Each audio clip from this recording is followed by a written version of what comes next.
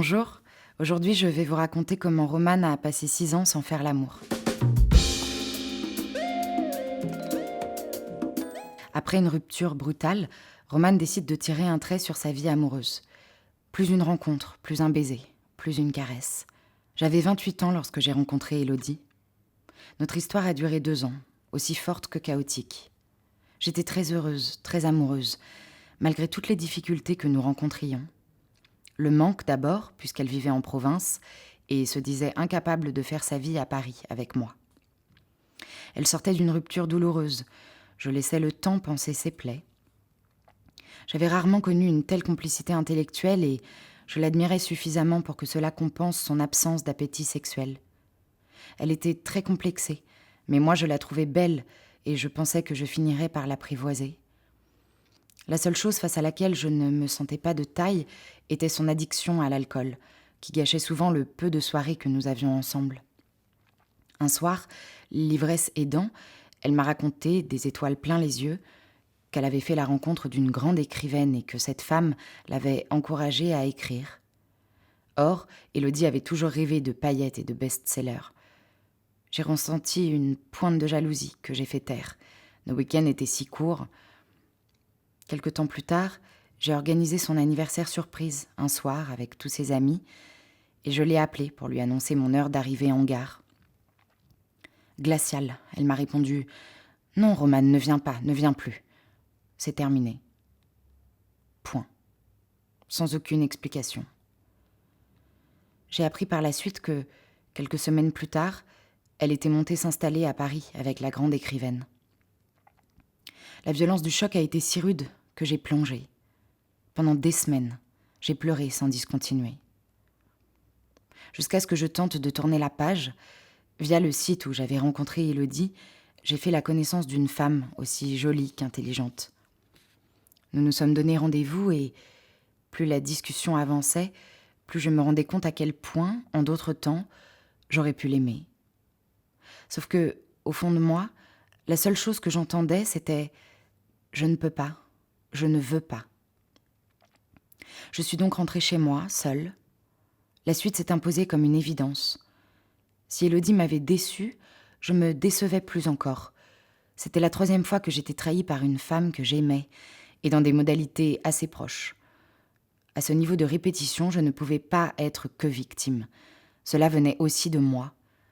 Plus exactement, de mon manque d'amour pour moi, qui me faisait le rechercher si fort auprès des autres. En fait, je le comprenais peu à peu. Depuis le début de ma vie amoureuse, j'étais si avide de liens que, à peine sentais-je un petit quelque chose, je me précipitais, sans jamais me demander si l'autre me correspondait. Ce soir-là, j'ai dit stop. J'ai décidé de tout arrêter, le temps d'apprendre à me connaître, à savoir ce que je voulais vraiment. C'était de moi que j'allais désormais m'occuper. Et je referais l'amour le jour où je me sentirais guérie de mes manques. Dont acte, immédiatement, je me suis désabonnée du site de rencontre et j'ai cessé de sortir le soir pour ne pas être tentée. Au départ, cela n'a pas été facile. J'étais tellement verrouillée que personne ne m'approchait, ce qui m'allait très bien. Ma rupture m'avait passablement écœurée. L'idée d'effleurer une nouvelle peau ne m'attirait pas du tout. En outre, j'ai un mental très fort. Rien n'aurait pu me faire dévier de la feuille de route que je m'étais fixée. De toute façon, moins on pratique, moins on y pense. Assez vite, je n'ai donc plus ressenti ni désir, ni fantasme, ni frustration. C'était un peu comme l'arrêt du tabac. On finit par être sevré. Je l'étais d'autant plus aisément qu'au même moment, je connaissais de vraies satisfactions professionnelles. Jusque-là, toujours poussée par mon besoin d'affection, j'avais fait passer ma carrière au second plan.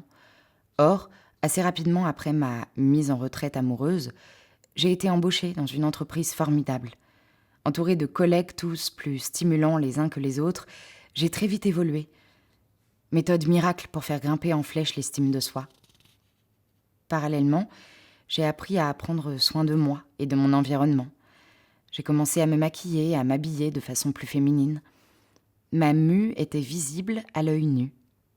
Histoire de tout faire en même temps, c'est aussi à cette époque-là que j'ai acheté mon premier appartement. J'ai passé des journées entières à me fabriquer le nid dont j'avais toujours rêvé. Je bricolais sans relâche et j'étais fière de voir ce que j'étais capable de faire. Observer les autres achevait de me conforter dans mes choix. Je me sentais libérée, aussi bien des contraintes liées à la vie de couple que des affres de la rencontre. Guetter un SMS toute la journée, le ventre noué, ce n'était plus pour moi. Quel soulagement! Mais c'était un leurre.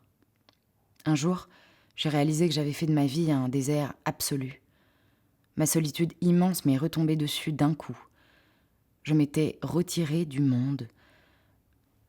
À force de me préserver, pour ne pas souffrir, je m'étais empêchée de vivre. Au lieu d'apprendre à repérer les bonnes personnes, je m'étais isolée. Était-il trop tard? Allais-je pouvoir revenir en arrière? Mon corps, peu à peu, me rappelait à la vie. 6 ans après ma rupture. C'est lui qui m'a sortie de là, au printemps. J'ai senti le désir revenir, par vagues. Comme si, enfermé trop longtemps dans un carcan, il lançait des appels au secours pour respirer à nouveau. Je recommençais à regarder avec appétit autour de moi. Je me sentais désirante. Je voulais de nouveau me sentir désirée. Mais j'avais peur que ces élans ne soient qu'éphémères, peur de ne pas être prête.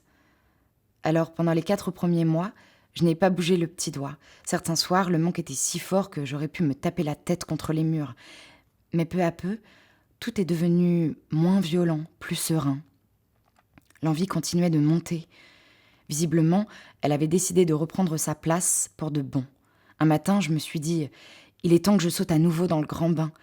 Je me suis réinscrite sur un site de rencontre, avec un profil légèrement différent, cette fois-ci plus assuré, plus mûr. J'ai annoncé la couleur. Je cherchais une rencontre légère, de bonnes vibrations.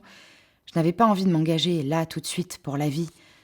Ça aussi, c'était très nouveau. J'ai eu beaucoup de chance. Assez rapidement, je suis tombée sur Marie. Cette fille était une bulle. Elle était aérienne, joyeuse et rieuse. Parfaite pour reprendre doucement le chemin de sa vie amoureuse. Dès nos premiers échanges, tout était simple et fluide. Très vite, elle a pu dégager du temps et monter à Paris pour notre premier rendez-vous. C'était un soir d'été. Le soleil avait cogné toute la journée. Le ciel était sans nuages. J'ai pris ça comme un heureux présage. J'avais certes un peu d'appréhension, la sensation d'un aiguillon dans le ventre que je redécouvrais avec délice. Nous avons pris un verre en terrasse face à Notre-Dame. La vue était sublime. Nous sommes ensuite montés à bord de son 4x4 et elle m'a mis la musique à fond. On dansait, on riait, on se jetait des regards en coin. C'était magique. Et cela a opéré jusqu'au petit matin. Éveillée, je la tenais dans mes bras et je la regardais dormir. Mon premier réflexe fut de me dire « Mais comment ai-je pu me priver de ça pendant toutes ces années ?» Sauf que j'avais bien fait. La boucle était bouclée. J'étais enfin réconciliée avec moi. Tout ce chemin m'avait conduite jusqu'à ce matin-là avec elle. Je ne savais pas si ça allait durer, mais peu importait. J'étais bien. Enfin, j'étais en phase avec quelqu'un de précieux. Moi. Et voilà, c'était mon histoire. Je vous dis à très bientôt.